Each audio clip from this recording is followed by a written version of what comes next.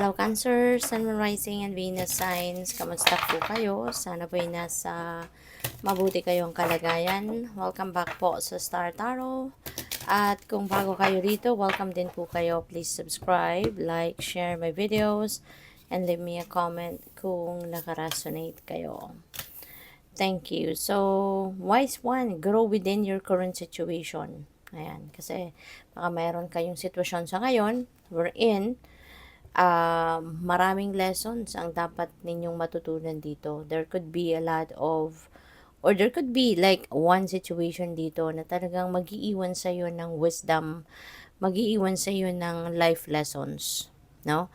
At po pwede, no, na ito ay isang sitwasyon na talaga namang marami kang bagay dito na marirealize. So, this could be family situation. This could be related to children, no? Kung mayroon kayong mga anak, or po pwedeng sa person ninyo, or baka pakikipag-usap ninyo dito, transactions ninyo with your parents, no? Pwedeng merong ganong sitwasyon dito na talagang matututunan mo, and you will gain wisdom. You will gain a lot of siguro magkakaroon ka dito ng maraming realizations. Pwedeng meron ka dito mga madiscover about yourself, 'di ba? So we have shaman, trust in higher forces. Pwede na ang talagang marami kayong matututunan nga dito, no? And probably this is the time as well na magkakaroon ka ng lakas ng loob na bawiin ang inyong kapangyarihan over yourself. Pwede kasi na in the past, no, maaring merong sitwasyon dito wherein, kumbaga, give up mo yung power mo over yourself, at ngayon, babawiin mo na to. Maaring muli, kayo na ngayon yung magdedesisyon muli para sa sarili mo. Maaring ikaw na muli ngayon ang magte-take charge, no? You're going to take charge of your life once again. And siguro it is also the time na marirealize mo sa ngayon na there is someone talaga na higher than us, 'di ba? Na may mga bagay na nangyayari sa buhay natin na hindi natin maintindihan, but it's because, 'di ba, the universe has designed our life, 'di ba, ever since. Kaya meron tayong mga bagay na nangyayari sa buhay natin na hindi natin maintindihan kung bakit. And maybe sa ngayon, you will be realizing na you'd rather embrace whatever is happening. Kasi maaaring marirealize mo din ngayon na lahat ng ito, na ba, parte ng, excuse me po, lahat ng ito na nangyayari sa buhay mo ay parte ito ng divine plan. Na ba? May rason ang lahat, may dahilan ang lahat. And even though hindi mo siguro magets kung anong dahilan ng mga ito, ano yung rason bakit nangyayari ang mga ito sa buhay mo sa ngayon, you're just embracing it.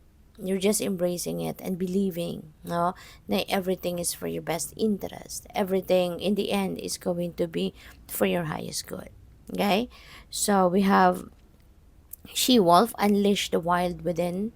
And maybe sa ngayon, 'di ba, kung ano man itong matututunan mong sitwasyon, sa ngayon maaring ito din, no, yung uh, magpapa magpapalabas, no, ng iyong tapang, no? This is going to be the situation na gigising sa inyong strength, gigising sa inyong bravery, sa inyong courage, yung ganyan.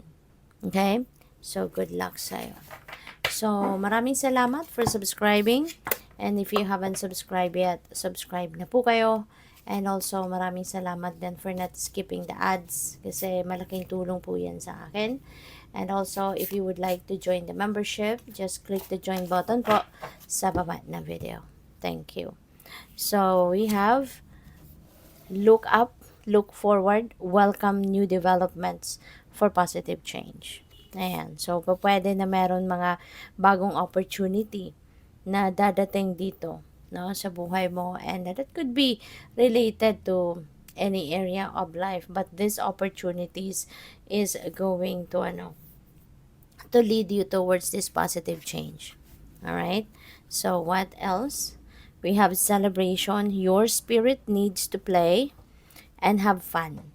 Okay? So, kung meron man dito mga invitation sa inyo, no, for celebration, mayroong invitation para sa mga mayroong invitation para sa mga party, mga ganyan, go for it.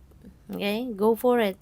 Have fun. Okay? You deserve it. Deserve mo naman na mag-enjoy. Deserve mo din naman na mag-unwind. Kaya habang merong opportunity for it, then sige, punta ka. 'Di ba? Kasi kailangan mo din na magkaroon ng breather. Okay? Hindi kailangan laging obligasyon, trabaho, 'di ba? Responsibilidad sa pamilya, yung inaatupag natin, 'di ba? We also need time for ourselves. We also need time to breathe. All right? So habang merong invitation sa inyo, have fun, go for it. So we have the best is yet to be. Good things have happened, but even better things will be presented in the future. 'Di ba?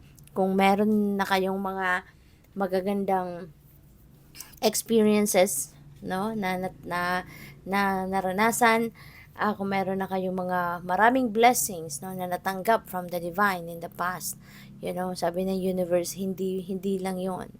That's not all it. Marami pa ang magagandang bagay na dadating sa buhay mo. Marami pang magagandang pangyayari, no, ang ma-experience mo. Okay? So, good luck. Thank you for watching. Love and light. Namaste.